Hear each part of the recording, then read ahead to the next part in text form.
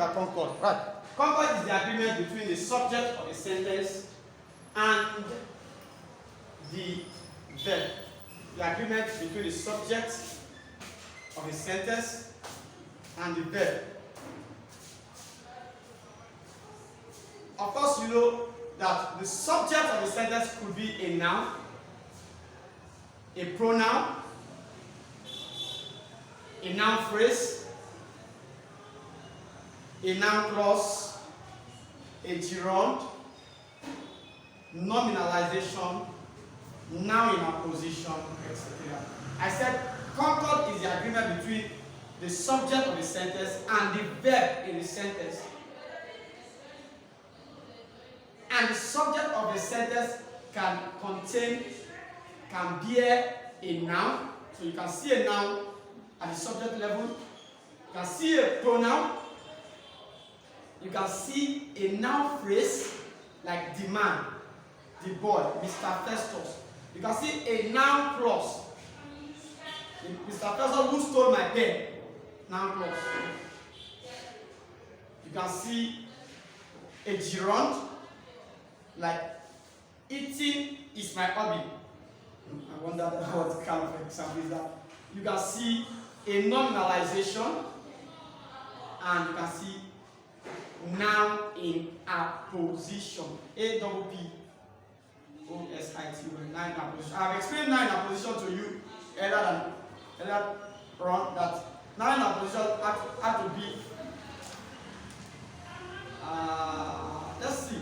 You using a noun and yet mentioning the noun in another form.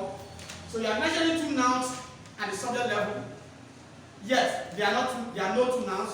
The other noun is still the first noun, like Mr. Festus, the biology teacher. Do you understand? Mr. Festus, my lesson teacher.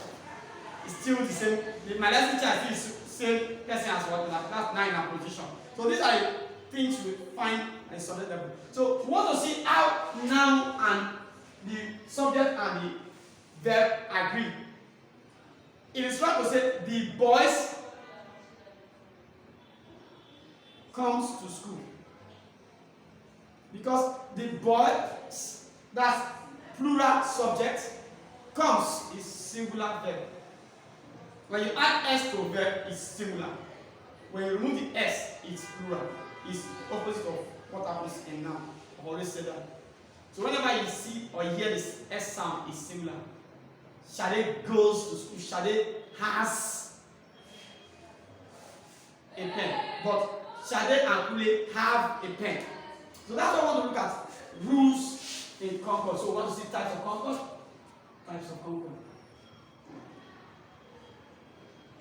It's easy for you to know that Shade goes to school. The boys go to school. That's easy.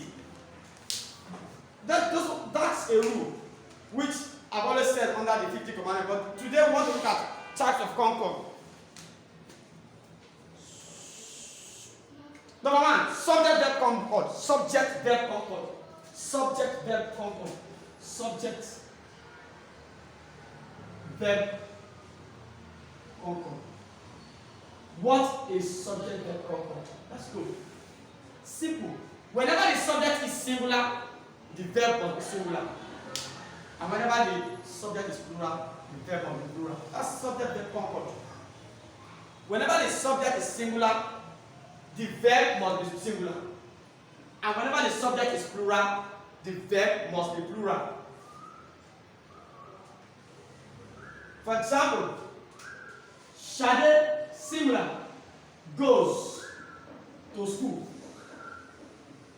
Or she has a pen. Singular, singular. Singular, singular. Singular, singular. But we say the boys, that's noun phrase now, plural. The boys go, plural, to school. They, plural, have pens. They have. This is subject verb concord. That's number one.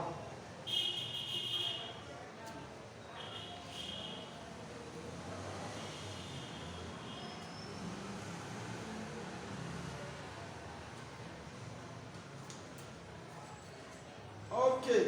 Number 2. Subject-object concord. Subject-object concord. 2. Subject-object concord. Now, let's not forget, listen to me. The noun that performs an action is the subject. The noun that receives the action is the object. Shade gave Kule a pen. Who receives action? Who received the action? Who performed the action? Shade is subject, Kule is the object. Mom flogged us. Who received the action? Us. Object. Mom. You see that? Normally, subject is in the beginning, then followed by a verb, then followed by an object. So, subject-object concord. Let's see what goes on there.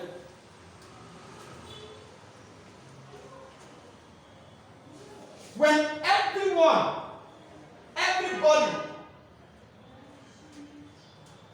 somebody, nobody, just put in bracket, indefinite pronouns. etc. I used. The object will be is or her. The object will be is or her. Now this is what people do. Watch me. Listen. I hear this. I even hear professionals speak this. Everybody has their own parent. Wrong. Everybody is always seen as singular. So why do you say, do you say everybody go to school or everybody goes to school? Which one? Everybody goes to school. Now if everybody is singular, how come people say everybody has, already said everybody has, that is singular. They are, because plural again. It's complete nonsense. You've already shown in your subject verb concord, everybody has, that everybody is singular. Then not everybody has their own problem. No. It is or are. Whenever you use everybody is or are. So we say everybody has his or her issues to settle. So it's is or her, not there. So I've made 2 points today as we are moving. Which others were here? There's nothing I can do about that. Mandated subjective concord. Mandated subjunctive concord. Mandative sub.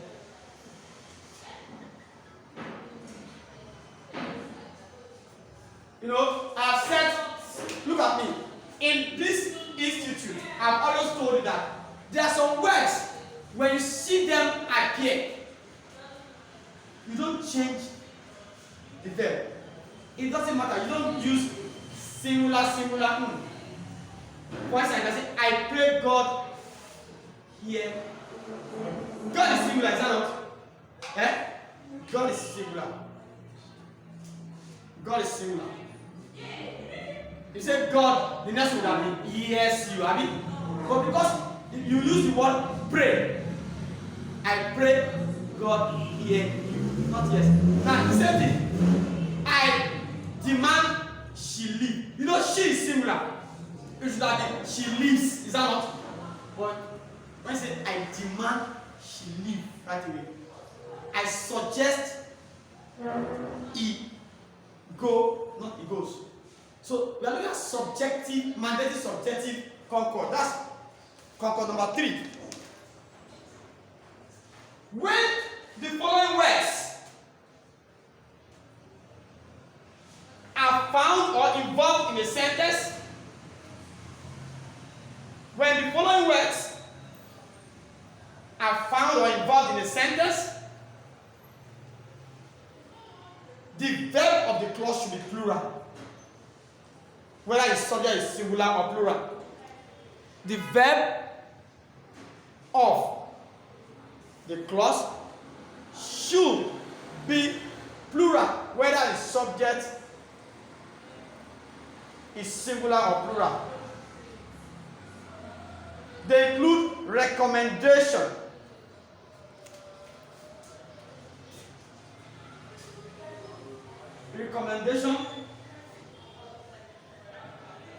resolution, demand, request, pray, etc.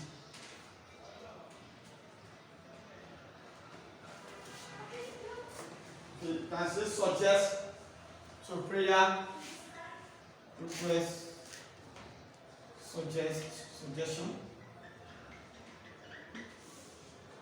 So when you see these words in a clause, the verb in a clause must be plural. Whether the subject is singular or plural, that does not matter. For example, I pray,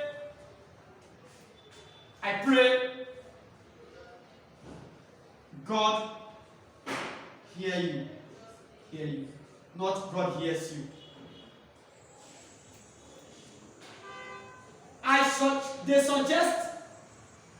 They suggested she leave immediately.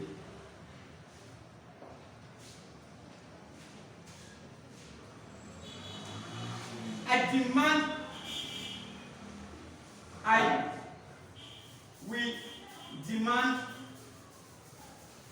you go there. Or we demand he go there. Not he goes there. So look at these words and be very careful. Let this thing sink in you. Whenever you see these words,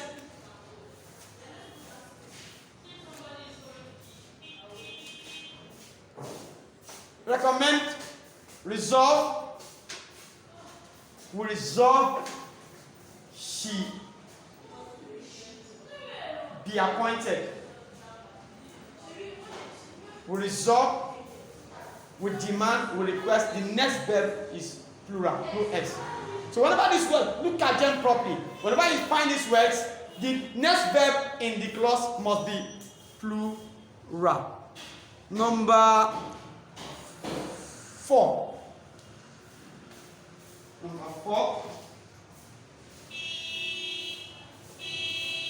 We have a pair of Concord. A pair of Concord.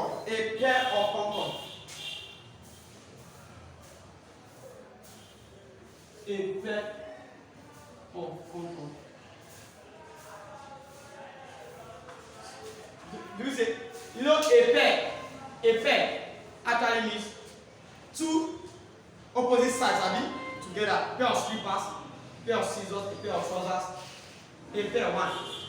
Whenever I use a pair of trousers, although whenever I use a pair, those nouns are usually with S. I've taught you that those words you use pair of glasses, pair of trousers, pair of slippers, they usually come with S, but the verb must be singular.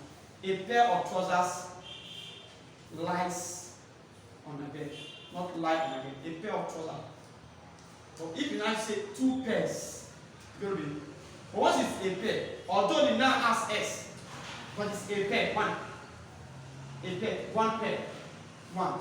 Lies singular. But if it's not two pairs, three pairs, then you cannot use the noun. So we are looking at a pair of Concord. When a pair is used, it attracts singular verb. And the pair is used, it attracts singular verb.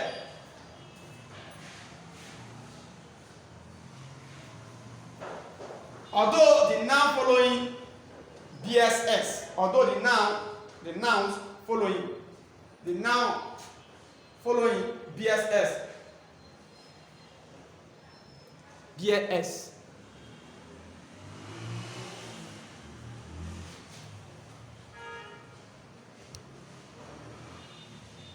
For example, a pair of trousers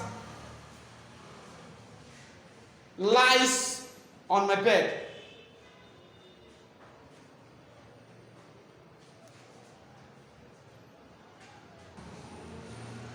Number 5, the principle of proximity. Principle of proximity.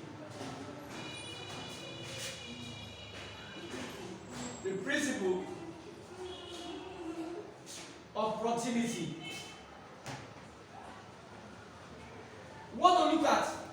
How do you use certain words, certain nouns? There are 2 nouns in a sentence before a verb.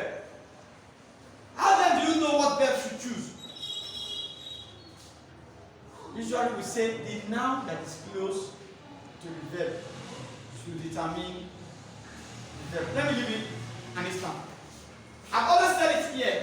It said Tolu, Shade, or I. That's here today. If you ask students, I've asked students year in, year out to pick a verb. Is it I here or we're here? Godfrey, Jeffrey, Tolu, Shade, or I? That's here today. Pick a verb, fix it there. Okay. I don't want past tense. Okay. Here now. Let's say that's here now. Okay. Pick a verb.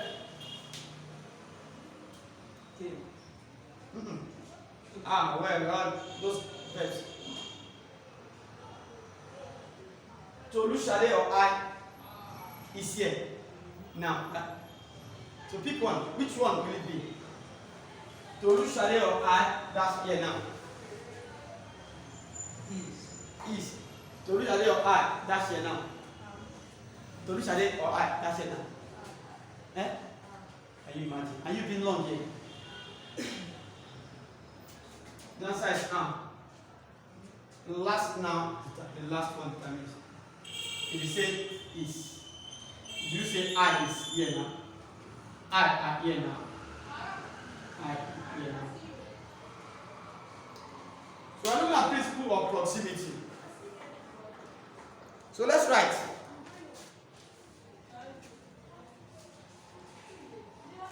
When there's a list of nouns or pronouns at the subject level,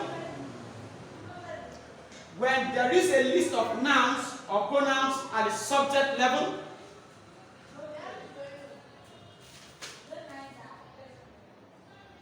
it is the nearest noun or pronoun to the position of the verb. It is the nearest noun or pronoun to the position of the verb that will determine the choice of the verb. That will determine the choice of the verb.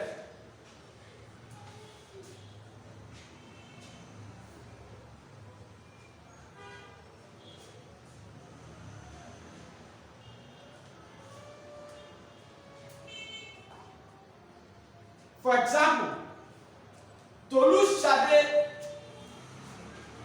or I. That's here now. I am here now. Not I. Not where.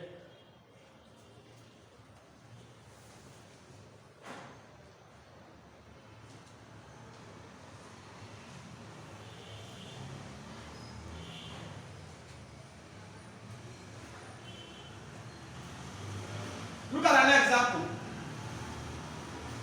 If Miriam fails her exams,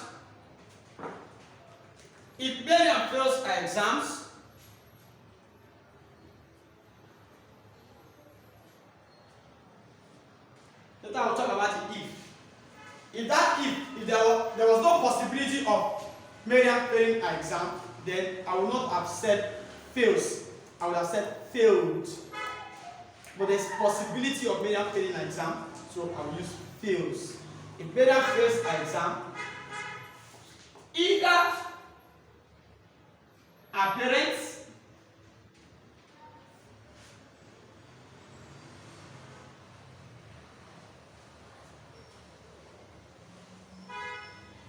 Our teacher, our teachers,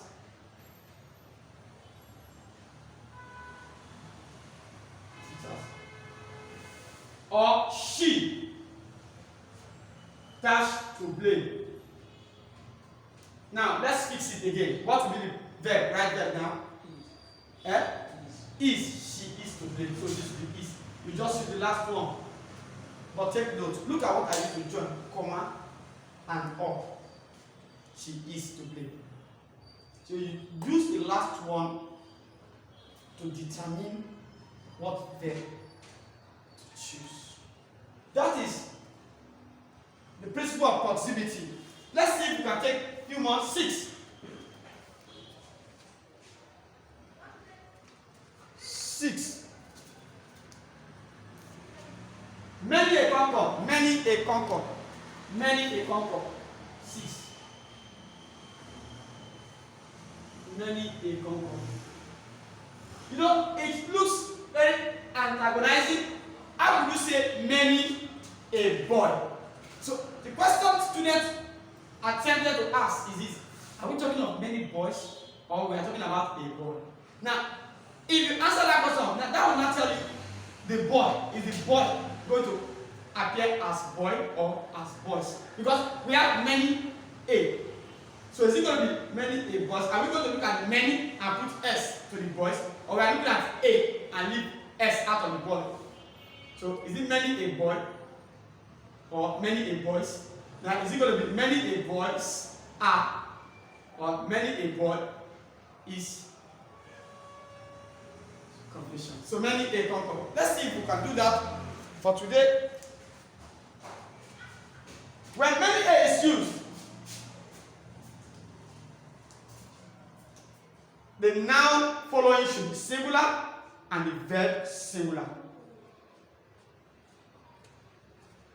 The noun following should be singular and the verb singular.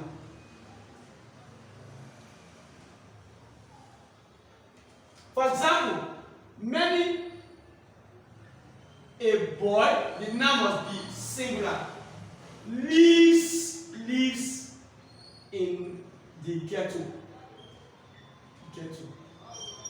Many a boy, singular. After many is singular, then the verb will be singular. Many a boy lives in the ghetto. I hope we've enjoyed the class today. So we'll see again in next class to continue the remaining part of this concourse. See you again.